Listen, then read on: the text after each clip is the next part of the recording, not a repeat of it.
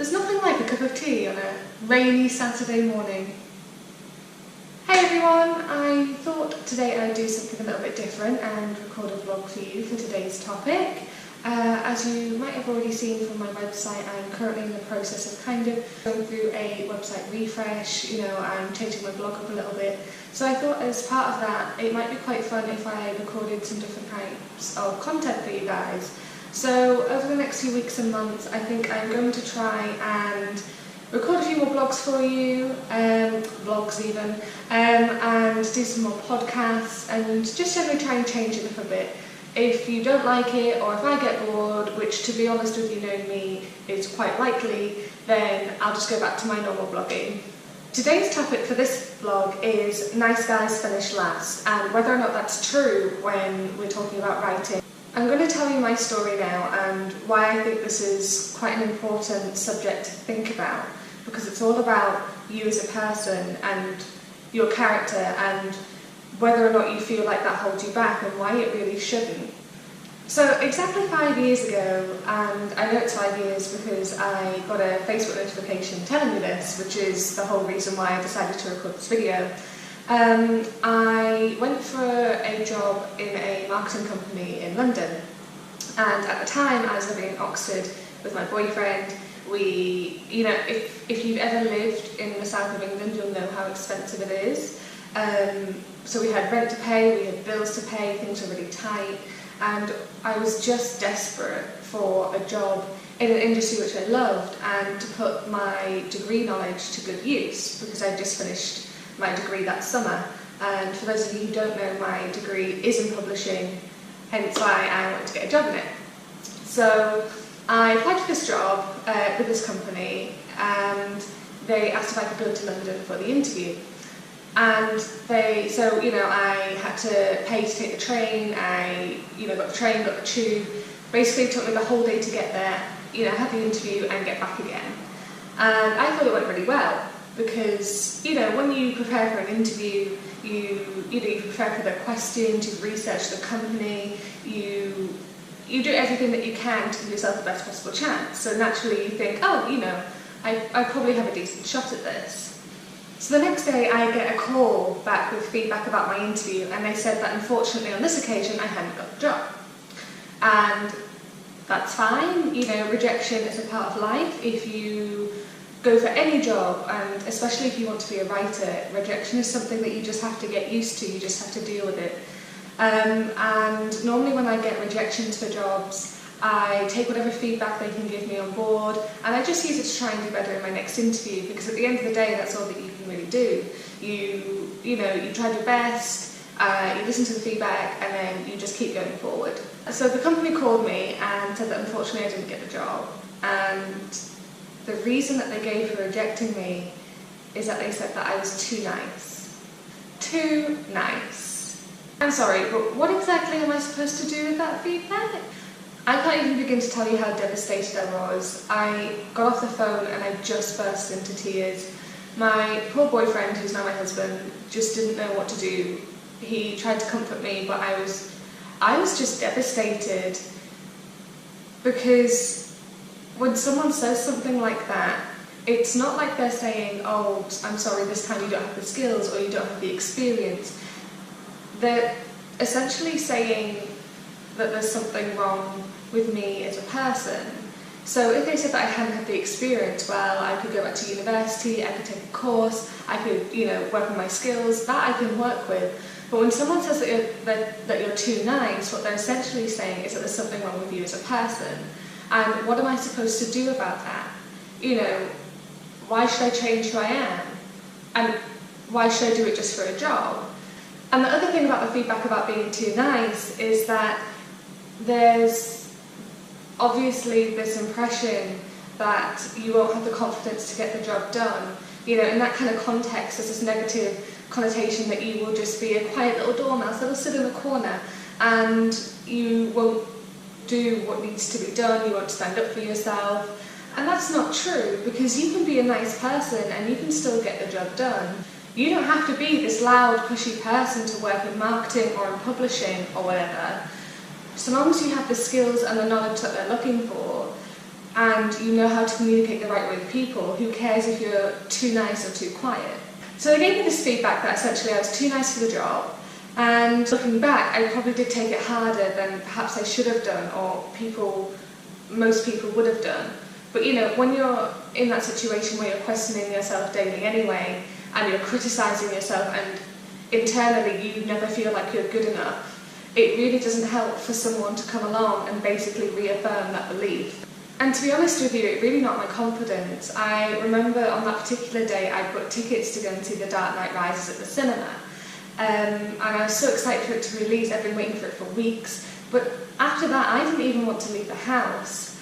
You know, and to be fair, yes, my anxiety did play a bit of a part in that. But, you know, it just put a dampener on the whole evening. I did go. We did have a nice time. The film was amazing. But all I could think about was, you know, how no one would ever employ me because clearly there was something wrong with me. So it took me a long time to regain my confidence from that, to be honest. Luckily I did manage to do some freelance work for some other publishers over the summer, and then I got an editorial internship at a different publishing house, and then 2 weeks after I got that internship, I was actually offered a full-time marketing job, in another publisher's. So it all worked out in the end. Well, actually, to be honest, I quit that marketing job after 9 months because I hated it, and I ran away to China to teach English. But that's a story for another day. Now I actually work in the marketing department for my local college, and to be honest with you, I really enjoy my day job. There are days when it's hard, there are days when I hate it, there are days when I don't want to go in, but equally there are days when I do enjoy my job. And this is the other thing. I have a really annoying trait where the second someone tells me that I can't do something, I deliberately go out of my way to make that thing happen. So this marketing company told me I was too nice to work in marketing. So I deliberately applied for several marketing jobs and I got them all. My mum told me that I couldn't go and teach English in China, so I booked my plane tickets the next day and I left. My anxiety has told me again and again and again that I will never write a book. So I wrote a book and I self-published it, and now I'm halfway through my second one. So let me tell you that someone saying no to you is quite possibly the best motivation you will ever have, because you want to prove them wrong. You want to prove to yourself that you can do it, and you want to prove to yourself that you are capable of so much more than they ever give you credit for. So to tie this back to my original theme, if someone out there ever tells you that your writing it's too dark, or it's too fluffy, or it's too romantic, or it's too this, or it's too that, don't listen to them. Your writing is as original as you are, and I think that's just fantastic, because the world needs more original stories. We need people to show themselves as they really are. We need you to put your voice out there. We need stories that reflect who you are and what you believe in, and just because one person happens to say that they don't like that, maybe they tell you that they don't like your voice, or they don't like a certain character, or maybe they say to you that they don't like your book, but just because they don't like it doesn't mean that, you know, no one else out there will. Because there are people out there who will absolutely love your work, who will become your biggest fans, and you shouldn't let that one person's opinion hold you back. I just want to make a note here that what I'm talking about is the writing of the actual book. So if you love romance and you want to be a romance writer, go ahead and write about romance. If you're like me and you love fantasy and you like science fiction, go ahead and write fantasy and science fiction. You know, don't let what other people think hold you back from who you are in your writing. And the reason I'm saying this is because it's a different subject if, let's say, you're working with an editor or a publisher, and then they have suggestions and feedback on how to improve your writing. But that's a whole different subject for a different day. Right now, all I'm talking about is, you know, if you want to write something, go ahead and do it. And if someone says no to you in your writing, walk away from them and find another way. Because as someone who's, you know, I've had doors slammed in my face, I've not gotten jobs, I've had my writing rejected, all of these things that I've overcome, So from me to you, let me tell you that there is always another way to get to where you want to go. So if you keep going and you keep believing in yourself and believing in your writing, then eventually you'll get to where you want to be. And it might take a while and there might be some setbacks, but as long as you keep going, there's no reason why you can't achieve everything that you want to. And I know that eventually I will get to, where I would like to be in my writing. But I'm so proud of the journey that I've taken so far and what I've accomplished. So to be honest with you, nowadays I have no issue with standing up and saying, yes, I am a nice person, because there's nothing wrong with that. And yeah, I am a nice person, but I'm not going to be finishing last because of it. Alright guys, I'm going to finish up this video right here. I really hope you enjoyed watching, and I'd love to know, what kind of reasons have you ever been given for being rejected in your writing? Has anybody ever said, perhaps you're too nice, or perhaps your character is too this or too that? Have you ever been rejected for a job in the same way that I have? Has anyone ever told you that perhaps you're too this or too that? And what did you do about it? When that person said something about your writing or whatever, did you listen to them? Or did you actually stand up and say, no, this is who I am, and this is the way I'm going to do things? I really hope you enjoyed this video, and I'm really sorry if I rambled on for too long, because that's something that I tend to do. If you enjoyed, please like, comment, subscribe, all that jazz.